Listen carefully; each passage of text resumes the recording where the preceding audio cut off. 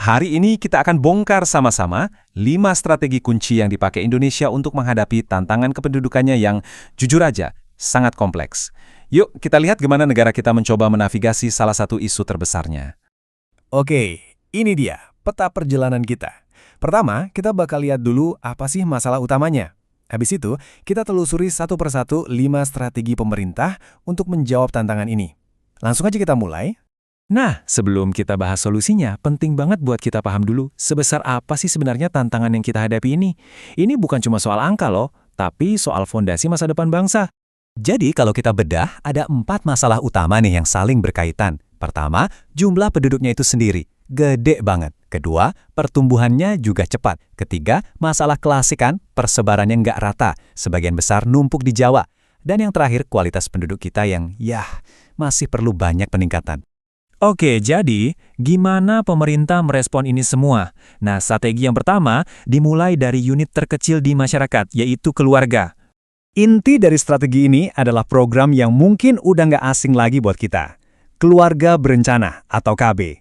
Tujuannya simpel tapi krusial, yaitu mengendalikan laju pertumbuhan penduduk dengan cara memberdayakan setiap keluarga agar bisa merencanakan masa depannya dengan lebih baik. Tapi ini bukan cuma soal menekan angka kelahiran ya, jauh lebih dari itu. Tujuan utamanya sebetulnya adalah meningkatkan kesejahteraan ibu dan anak. Ujung-ujungnya, ya untuk menciptakan keluarga yang lebih sehat dan lebih bahagia di seluruh Indonesia. Tentunya program ini nggak berdiri sendiri. Ini didukung juga dengan perbaikan besar-besaran di sektor kesehatan. Mulai dari memberantas penyakit menular, perbaikan gizi, penyediaan air bersih, sampai pengawasan kesehatan lingkungan. Semuanya demi kualitas hidup yang lebih baik. Oke, kita geser ke strategi berikutnya. Yang ini fokus untuk mengatasi masalah persebaran penduduk yang timpang, di mana mayoritas orang, tinggalnya di Pulau Jawa. Solusinya adalah sebuah kebijakan yang udah berjalan lama, namanya transmigrasi. Konsepnya jelas, memindahkan penduduk dari area yang super padat ke wilayah lain yang masih lowong, tujuannya biar pembangunan dan kesejahteraan jadi lebih merata di seluruh Nusantara. Dan jangan salah, skala program ini tuh masif. Coba bayangin deh.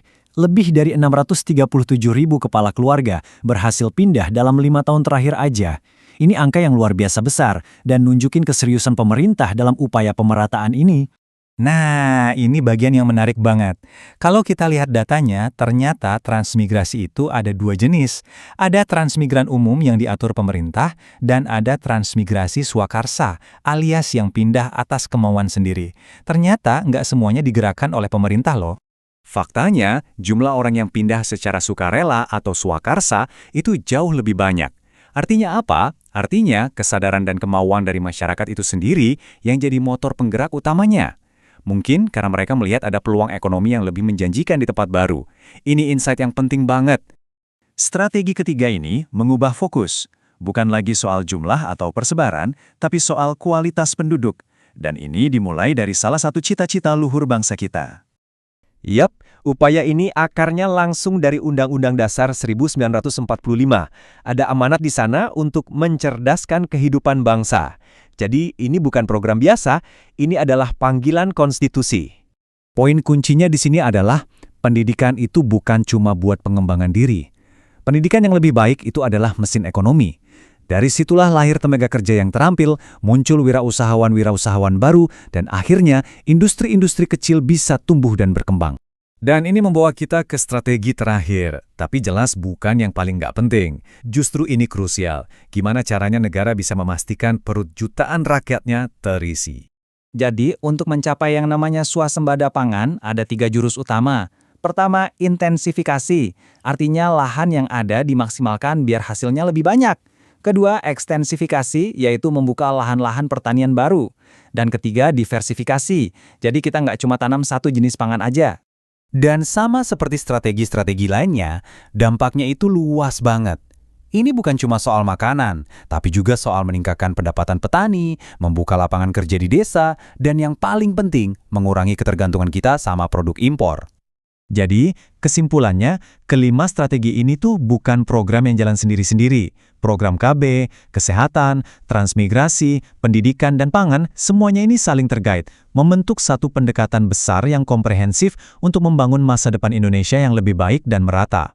Nah, ini menyisakan satu pertanyaan besar untuk kita renungkan bersama. Dari kelima upaya tadi, kira-kira mana ya yang jadi kunci paling utama untuk masa depan Indonesia? Apakah membangun manusianya lewat pendidikan?